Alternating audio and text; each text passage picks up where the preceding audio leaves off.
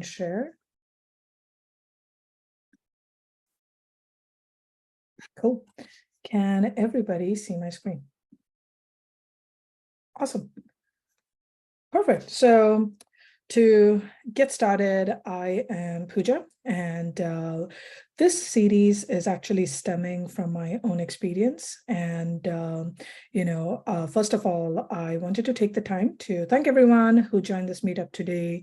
There are millions of things that you could be doing, but you chose to be here. You chose to learn and help each other. You are striving to get better and essentially get amazing.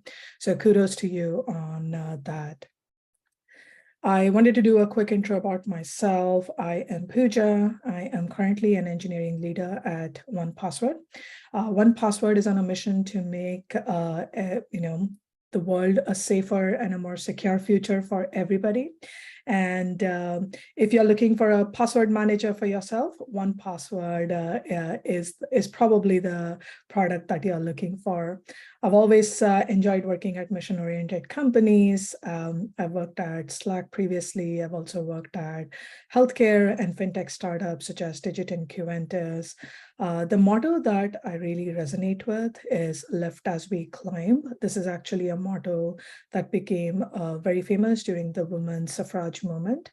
And this also reminds me of, just the Women Who Code community, where each and everyone here really wants everyone to get better and just, achieve all the goals and ambitions that we have in mind. I want this to be a very interactive series. This is a quick rundown of the agenda. No one hates a dull presentation on a Zoom call as much as I do. We are here to learn from each other. And the meetup is more fun and useful when each and everyone is participating. I will look to the audience for certain questions because I do want to focus on the right things that are helpful for you all.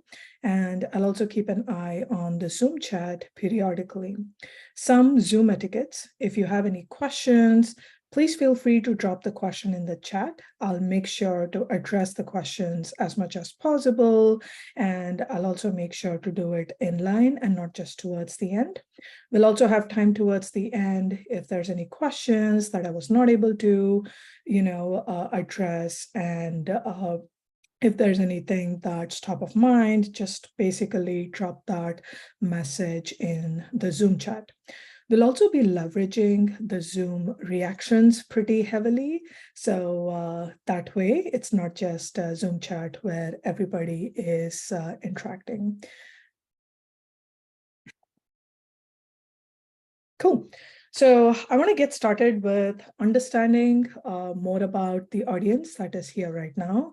Let me actually do a quick count. So we have quite a lot of audience in here, which is amazing. And to kind of get started, would love to hear from everybody. How many here in the audience are actually job seekers? You can use like a Zoom reactions if you want to just answer. So if you're a job seeker, click on the Zoom reactions.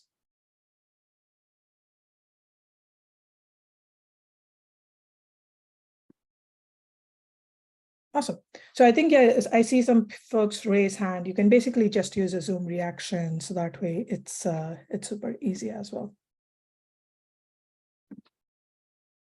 Cool. Awesome. And how many here are folks who are basically just interested to learn more about system design? Use any Zoom reaction. Okay. Awesome. So from what I can gather, majority of the audience here are job seekers. So we'll make sure to address more around the job seeker part of questions, and also make sure, for folks who are just curious about system design, there's a ton that we cover as part of this presentation as well.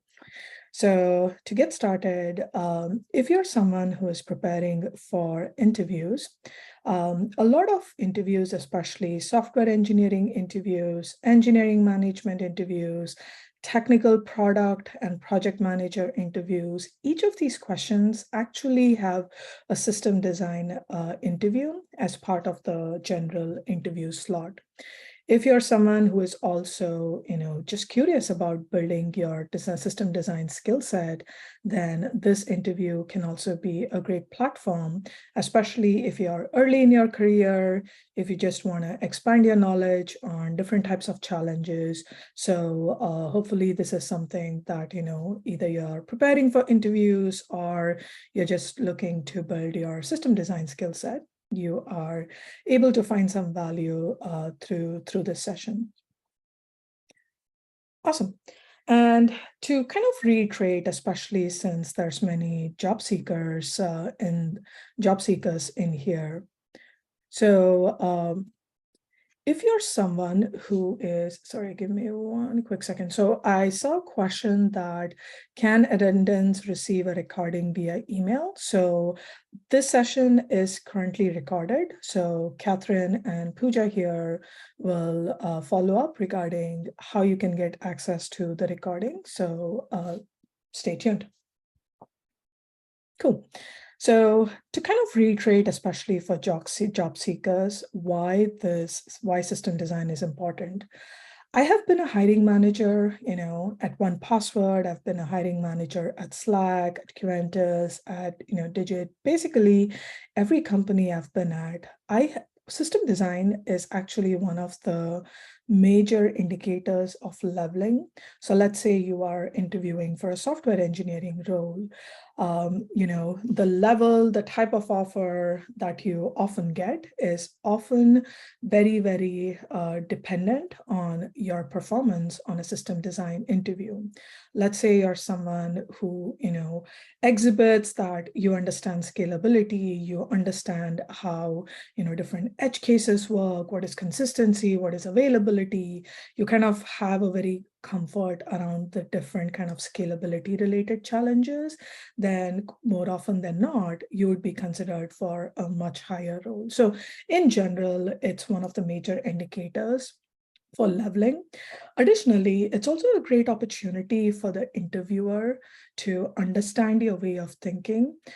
System design interviews are, notoriously very high level, and sometimes they can be very, very open-ended.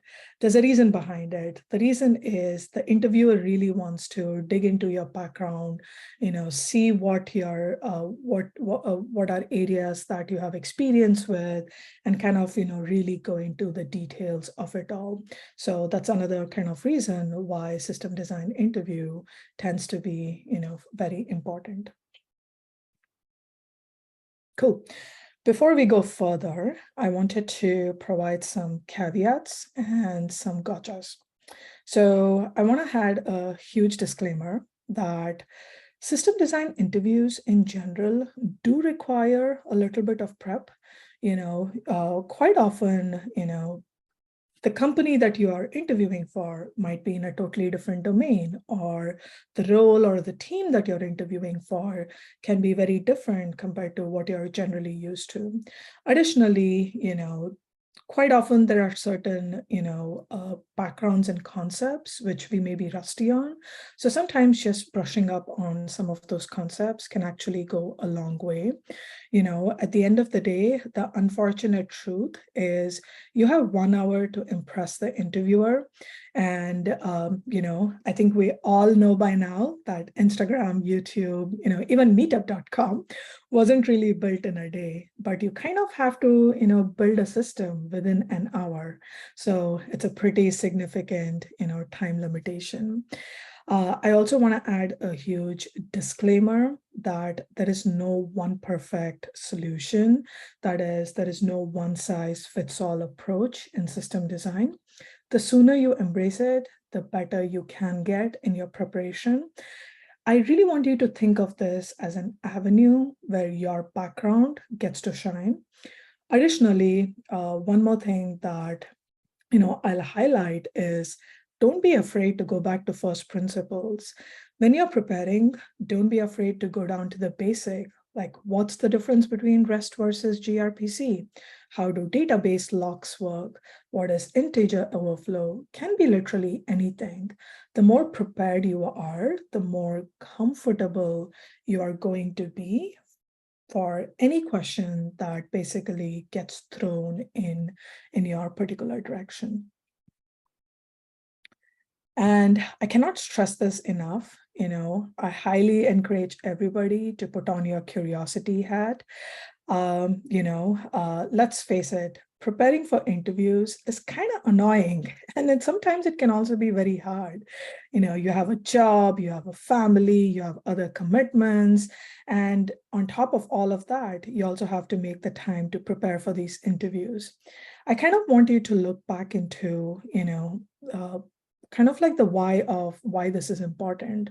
Like, look back into why you're doing this. I cannot stress this enough. You also have to be very optimistic. When your brain is, happy, optimistic, it's more capable of churning solutions. At least that has been my personal experience. So definitely encourage everybody to be, very optimistic. Before the interview, there's a ton of preparation.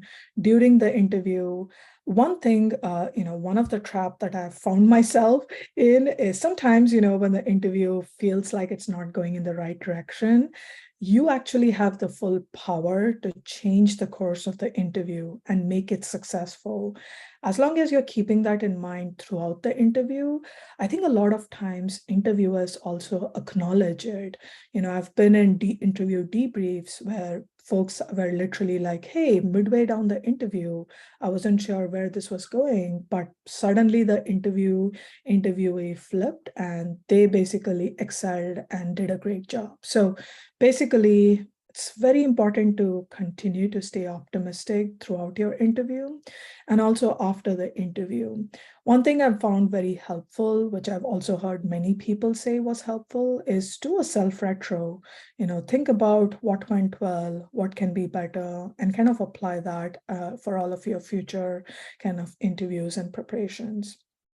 The focus of this session we are hoping to present you with a blueprint, which will hopefully be helpful for you and kind of provide you like an approach or a structure to how you can, approach this type of interviews.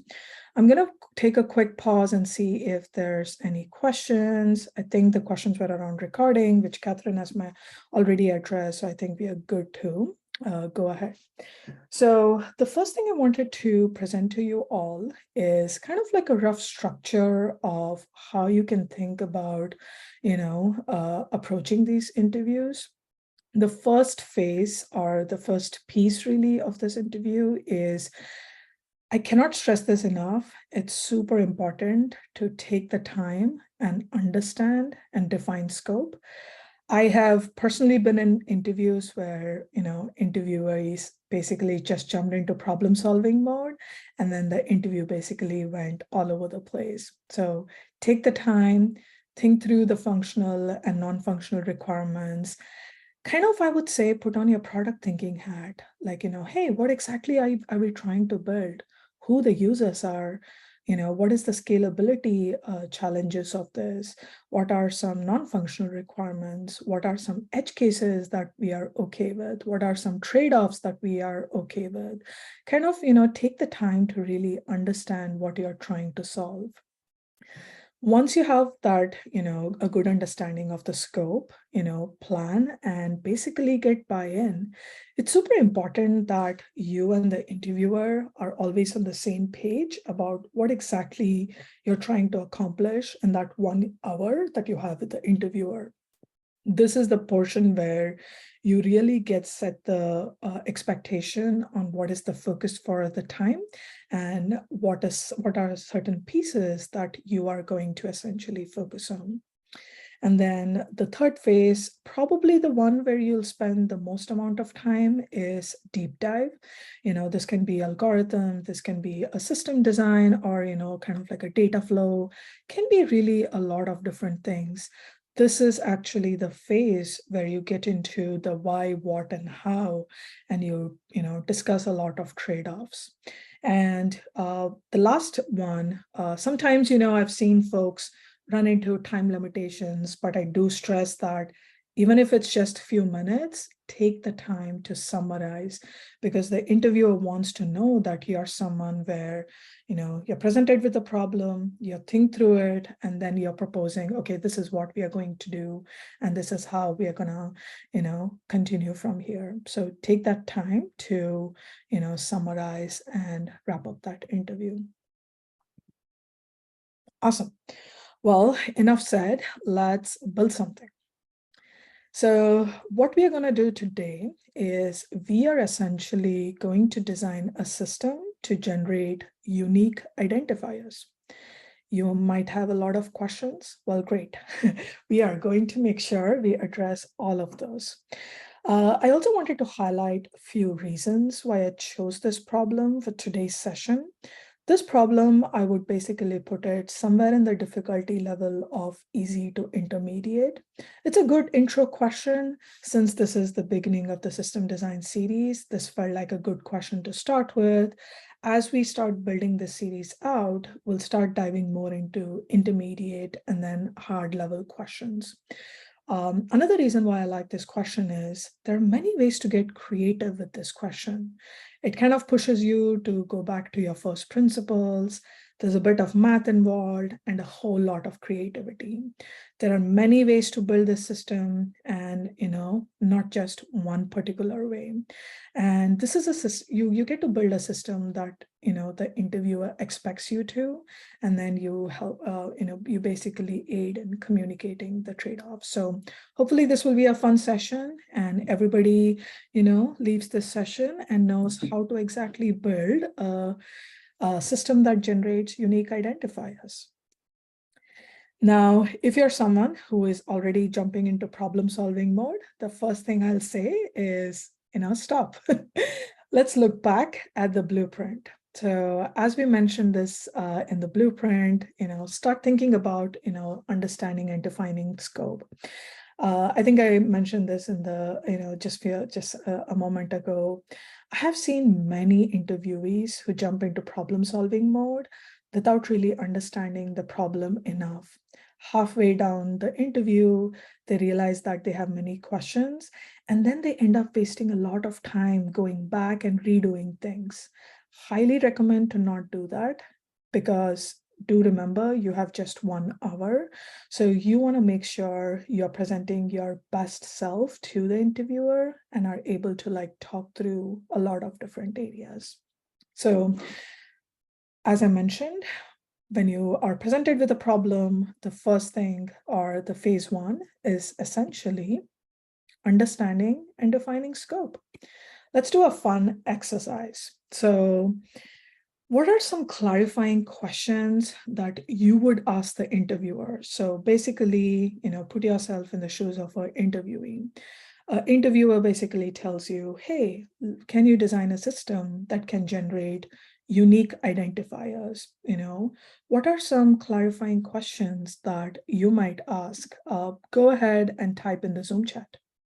Again, every suggestion is a good suggestion. Definitely don't feel intimidated. So go ahead and type in the Zoom chat. What are some clarifying questions that you might ask?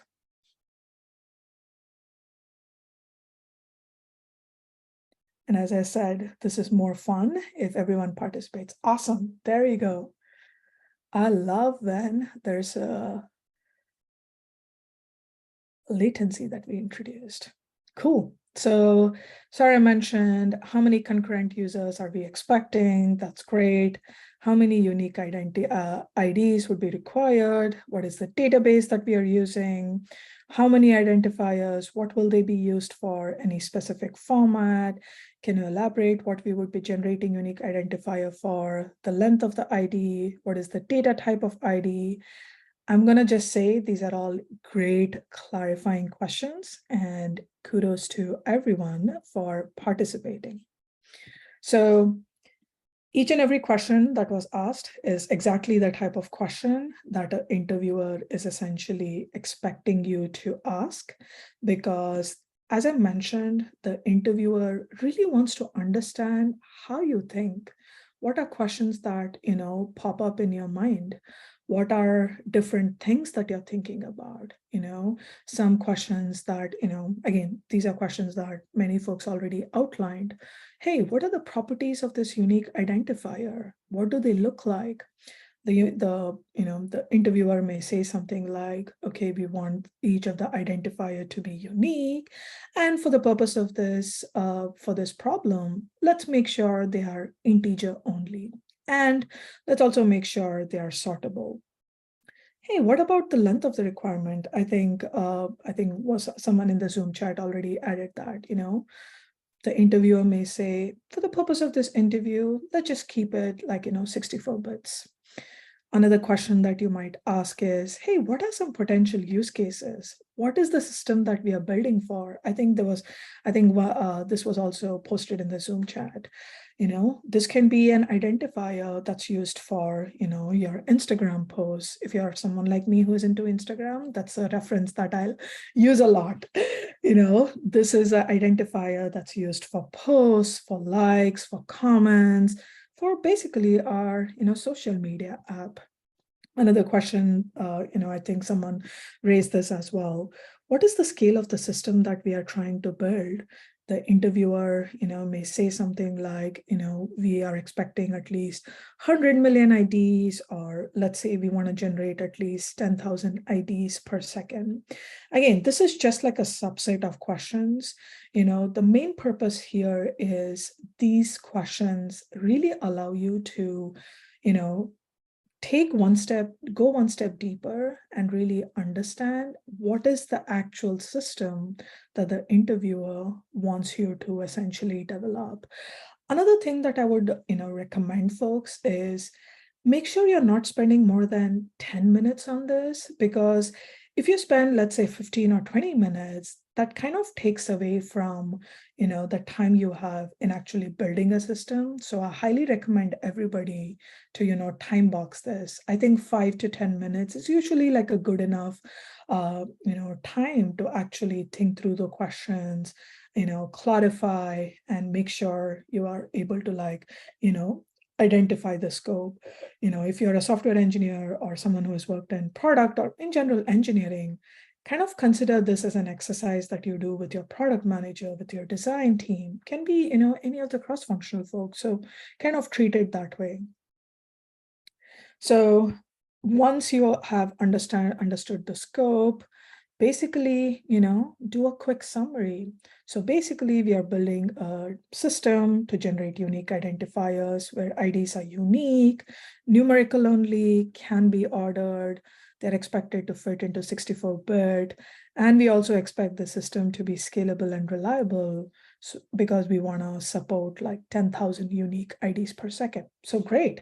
You basically went from build a system to generate unique identifiers to actually the scope, which gives you a lot of insight and gives you a lot of context.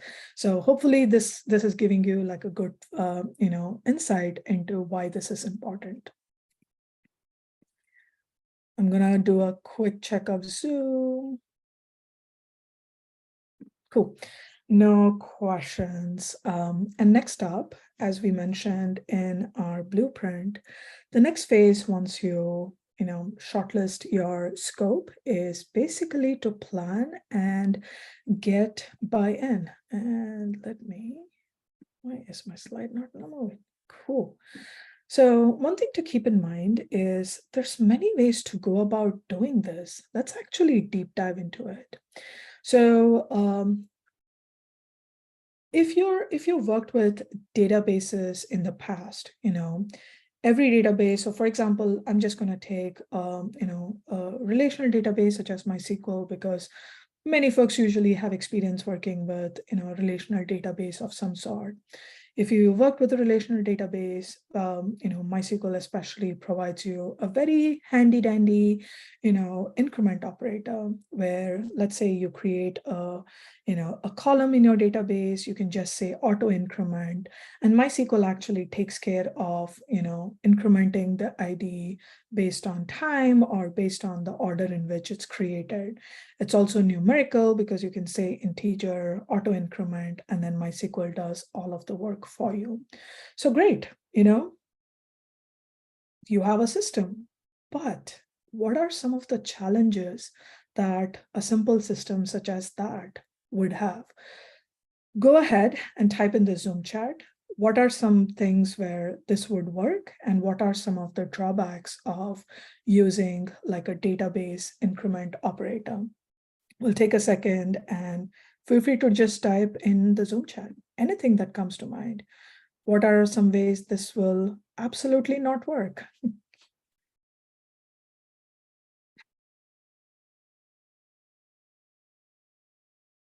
Awesome.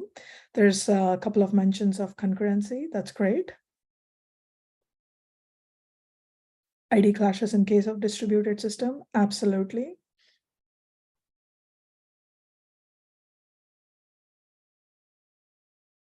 Absolutely. There's also a mention around, if you have IDs coming, requests coming from different servers, it's kind of impossible to keep a track of it in databases, because quite often, database systems, they have you have to kind of acquire a lock before you can do an increment, and then your system kind of, basically fails. So first of all, great suggestions, and those are exactly what it is.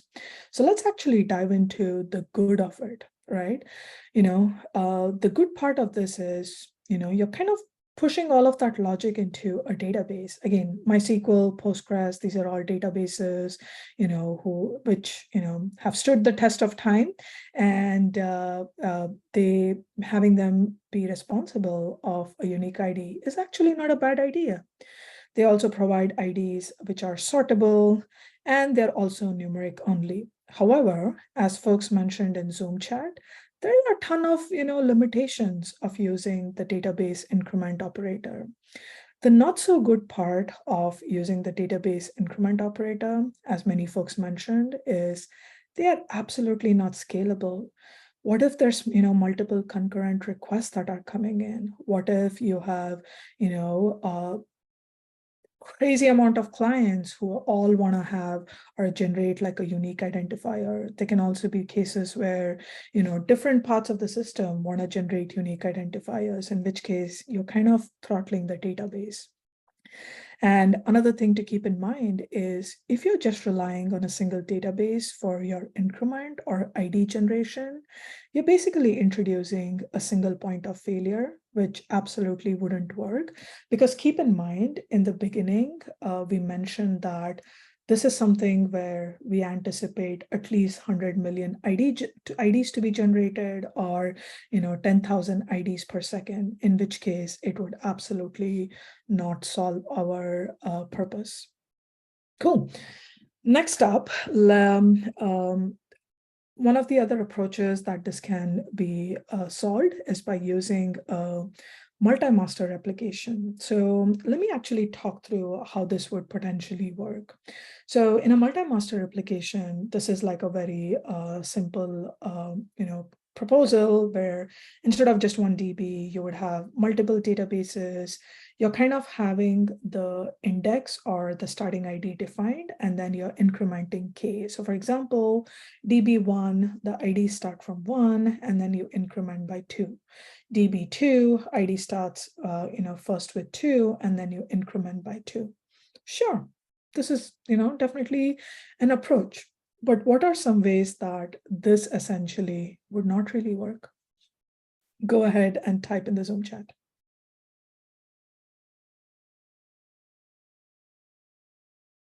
I think someone mentioned maybe slow. Absolutely. Any other thoughts that folks have? Absolutely. What if all the requests are routed to 1 DB? This is definitely something that can happen, where all of the requests for some reason get routed to 1 DB, and then all of a sudden you have identifiers which are all odd, and then they don't really address the problem that you actually set out to solve. So yes, that's definitely a good call out. Cool. So yeah, let's kind of take a quick look. Again, the good is the database is responsible for unique ID, is numeric only. No SPOF, but we'll talk more about it. The not so good, as many folks mentioned, is, it's still not really very scalable. It's very hard to add and remove servers. So for example, let's say DB2 needs to be decommissioned. Now, all of a sudden, that even indexing that you had really doesn't work. You kind of have to introduce and change kind of how this ID generation logic works. So it's still not really very scalable. And in a way, I think one of the folks mentioned on the Zoom chat, what if all the requests are going to just 1 DB? Your IDs at the end become kind of sort of not really sortable. And coming back to the question that it still doesn't really solve the problem that we initially set out to solve. Awesome. Again, thank you for everyone for participating in Zoom chat. Definitely the type of discussion that, keeps this discussion more interesting and fun. Cool. Awesome. So, all right, we thought about the database increment operator. We thought about, having multiple databases with different kind of increments. We kind of talked about that still doesn't work. What if we had a more distributed way of unique ID generator? So the way this would work is, you're kind of dividing and conquering the ID generation. Initially we mentioned, the IDs have to be 64 bits. What if, I prefix it with a timestamp? What if I introduce server IDs? What if I have a sequence number? Well, that's great. With timestamp, it gives you some sort of sortability. That's perfect. You're able to solve what the question had. Maybe for server ID, I'll have a zookeeper, which we'll talk about in more detail soon. And sequence number is generated by the server. So, the server is still able to like service the request at a pretty good speed. So you finally arrived at a solution where this feels like a good potential solution. And again, when you're in an interview, you don't really have to talk about each of those approaches in detail. Just mentioning it and also just saying, hey, that actually doesn't work is actually a good enough thing, because the interviewer really wants you to, really wants to understand, what are the different approaches that you're aware of, what are, how you think about trade-offs, but mention it, don't have to go into the details, but the more and more you kind of iterate on it, that's essentially what the interviewer is looking for. I don't think any interviewer expects you to come into the solution right away. As long as you're taking, baby steps and getting to that solution, I think that's kind of what most interviewers essentially are essentially expecting. Yes, what's a zookeeper? We will be talking about it soon as we get into the system design. Cool. So now that we have started to talk about, what our system can potentially look like, great. Now, this is the opportunity for you to actually, discuss with the interviewer that, oh, cool. So you like this approach. And then you'll be like, okay, great. Let's actually, dive into it. Or the interviewer may be like, hey, I think this is a good, skeleton. Why don't we build off of it? So as we start getting into the next phase, which I kind of call as like a deep dive phase, the one thing that you'll hear me talk about a lot, and the one thing that I'll probably repeat a lot, is this keyword, or multiple keywords rather, which says leverage your background. You'll hear me say this a lot. The interviewer really wants to know what you are an expert at. What are the pieces that you understand or have worked with in the past? This interview can go in any direction, and I want you to know that you actually get to be in the driver's seat. Think about systems that you've built in the past. Maybe you built like a WhatsApp competitor, or maybe you built like a meetup.com. Like, try to pull in projects that you've built or things that you worked on, and really try to apply that into the next phase as you kind of start to deep dive into this problem. So great. Now that you and the interviewer have decided this is a good approach, one of the things that the interviewer will do is, hey, let's actually, dive into it. And as you start to think through it, you know, we initially mentioned we are going to have a prefix of timestamp. We are going to have a server ID. We're going to have a sequence number. Let's just call it XYZ. The exact details of XYZ are probably not super important. No one is expecting you to come up with the exact numbers that you should be using. They're really interested in understanding how you think and what you are thinking. You can say something like, hey, maybe of the 64 bits, the first 40 bits are going to be timestamp. The next 8 bits are going to be server ID. The next 16 bits can be like a sequence number. You can say, hey, maybe I'll add a data center ID as well to really make it super distributed. I can also add a few bits of thread ID. Let's say if I want to, leverage like a multi-core or multi-threading as part of as part of my problem. So really, I think there's many ways in which you can kind of drive this discussion. But as I mentioned, the most important thing is for the interviewer to really know how you're thinking it and what are different aspects that you're thinking about. So, I just threw in some numbers that you can potentially present. So, let's actually dive into why these numbers even make sense, right? So we talked about timestamp can potentially be 40 bits. Tell me why 40 bits is good. Again, I'm going to present a little bit of math. No interviewer expects you to do math. You can basically tell them that, hey, can I just do a Google search or use my calculator? Perfectly fine. Nobody's expecting you to do,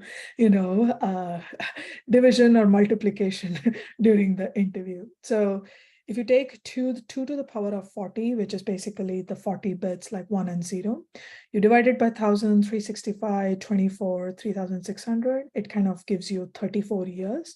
So what that means is for the 40 bits to actually repeat, it may be 34 years before any collision happens. So for our use case, this might actually work really well. For server ID, we chose 8 bits. 2 to the power 8 is basically 256. So what that means is we can basically have a distributed environment where 256 servers can basically be used for this distributed ID generation. We also chose the sequence number to be 16 bits, 2 to the power 16. Those are the amount of sequence numbers that, again, it's kind of like per millisecond, 2 to the power 16 numbers can be generated, or a collision wouldn't happen until that number gets exhausted. Again, as I mentioned, nobody's really expecting you to do the math, but they really want you to talk through why these numbers even make sense, right? For the sequence number, there's like 65,000 unique sequences that you can generate every millisecond and not have to worry about collision. So in which case the interviewer may be like, you know what, this actually makes sense. Maybe this is a good idea. As I mentioned, sometimes the interviewer may be like, hey, what if you want to add data center ID or thread ID? Just go ahead and make that update. Again, you're kind of developing the system on the go. So I think that's kind of like what's the most important thing. I'm gonna quickly check the Zoom chat and see if there's any question. So yes, so I think Amber mentioned about in what way is that proposal more distributed. So the reason why this is more distributed is, this ID generation can happen across, specific servers. So let's say you have around let's say 10 different servers. Each server is actually able to generate unique identifiers without having to, let's say depend on a database or a central point of authority for this unique ID generation. So that's kind of how we are introducing the distributed concept to it. I'll also share a system design kind of snapshot next, which will hopefully give you a bit more clarity into that. what the sequence number represents. So basically, a sequence number is, again, it's basically like, bits of ones and zeros. So a sequence number is essentially a number that a specific server would be generating. So sequence number, again, is very, very, how do I put it? Local to the server. Like server 1 doesn't even have to know what the sequence number is of server 2 because it doesn't really matter. It's kind of like a counter that a specific server is essentially maintaining, and it's capable of generating that completely on its own. Hopefully that addressed that question. Cool. Awesome. Great questions. Keep them coming. All right, so I promised I will go into some of the keywords that I highlighted, and I think there was also another question on how do we actually make this distributed, which hopefully this will address it. So a high-level system design that you can, that one can potentially propose is, let's assume that the one on the left side basically represents multiple clients. You would basically, you can potentially say, hey, I would like to have like a load balancer here. I also potentially would want to have like a microservice architecture where, I have like an ID generation service. I'll have like a zookeeper, which is keeping track of all the workers. So a zookeeper basically is like a centralized service, which is responsible for maintaining configuration information. It's also something which helps coordinate different groups or services. So in this case, there can be multiple workers, and the workers are quite often, sending out a heartbeat. Like for example, worker 1 is sending out a heartbeat every few seconds saying, hey, I'm alive, I'm well, I'm doing good. Let's say a new worker comes into the picture, it basically registers with the zookeeper, and then zookeeper knows, oh, now I have 10 servers instead of 5 servers. So kind of like the zookeeper is that centralized entity whose main job is really in maintaining configuration information of all the workers that are part. Again, zookeeper is not doing any logic.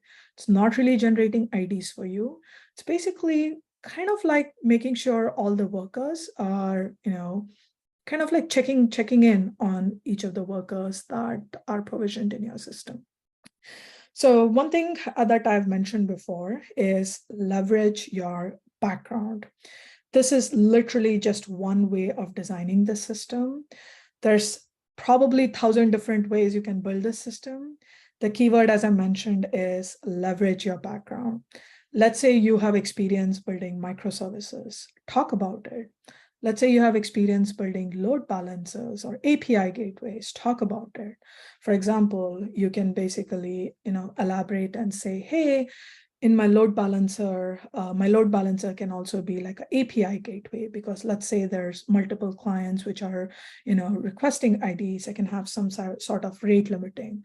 I can also prevent DDoS attacks using that API rate limiting. Again, as I mentioned, there are so many things that, you have worked on that are part of your background. Bring them to the foreground. Sorry, it wasn't really meant to be a pun, but I think you understand. You understand what I'm getting at. So the things that you have worked with in the past, or you have experience developing, just bring them. Talk about it in detail. No interviewer expects you to know everything that that you're proposing, but rather take the concentration into the things that you have a good control of. Maybe you're someone who has worked with, let's say, Apache Zookeeper before. Talk about why Zookeeper is important. Maybe you're someone who, as I mentioned, has built microservices. Like, talk about why microservice is important.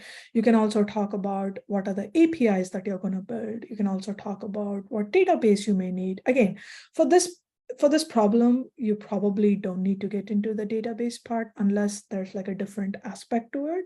But as and when the type of problem changes, leverage what are your strengths and present that to the interviewer. I see a few questions, so I'm going to post in here.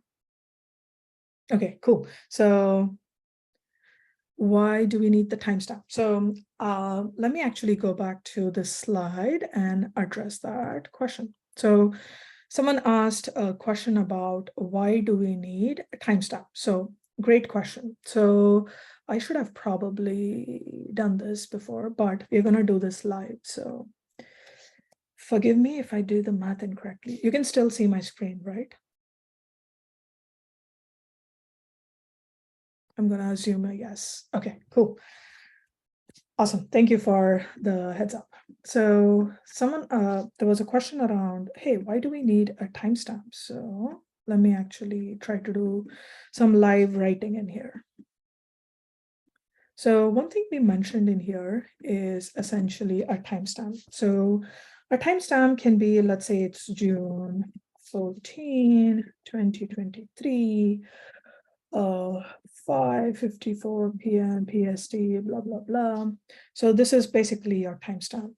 So quite often, basically, when a computer is storing timestamp information, it's always storing it in the form of time since epoch. So the time since epoch will be, the time since there's that specific date in computers that it uses, and then whatever is the current date. It's going to take it's basically going to subtract the two dates and count the number of milliseconds that exist between the two dates. So it can be somewhere in the form of, let's say 100, sorry, should have typed like something like this, milliseconds essentially.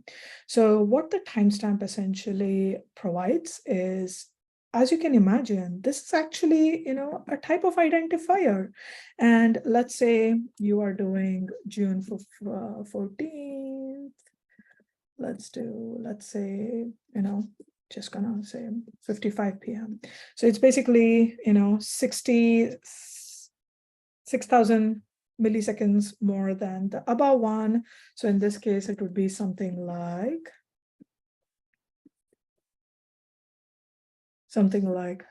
this. So basically, as you can see, it's kind of like in a sorted manner. So a timestamp is another way of generating a computer identifier, kind of like a unique, nice and easy way to like generate an ID, which is also sortable. So hopefully that addressed the question. Yes. So let me actually dig into let's see. So there was a question around, would it still be unique with just the server, with server ID and sequence number? So the reason why the timestamp is important is because, so let me actually just type it out. So you have 100 and then sequence ID of, let's say, let's just take few bits. So it's important to introduce the concept of timestamp because it kind of provides the sortability. And it's also allowing you to make sure that there's no collision up to that 34 years. So if that's not the case, then what ends up happening is, so let's say the server ID, let's say 1 to 10 servers get deprovisioned, then you kind of lose that sortability factor. So having that timestamp ensures that there's sortability of IDs across all of the IDs that are generated across the system. Hopefully that answers the question.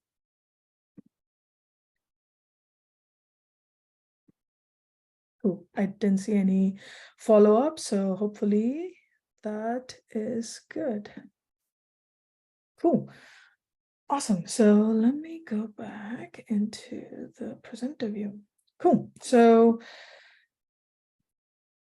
awesome. So yeah, so we talked about the high-level system design. As I mentioned, dive into, what are some of the areas that you are comfortable with and basically go from there. And the last step in here is to summarize and wrap up. It's super important for you and the interviewer to be on the same page about what is it that you're trying to solve, how you're solving it, and why it's actually solving the problem.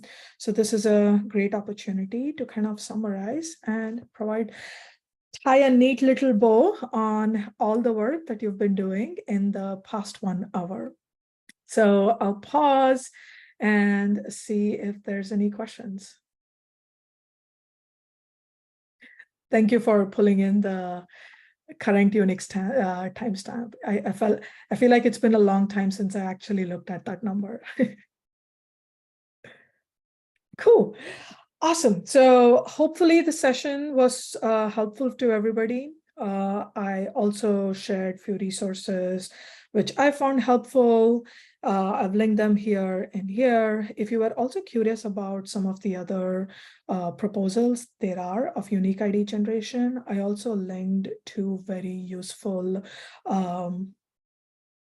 URLs or blogs. So Flickr, which seems like an application that existed a long time ago, had the concept of ticket servers.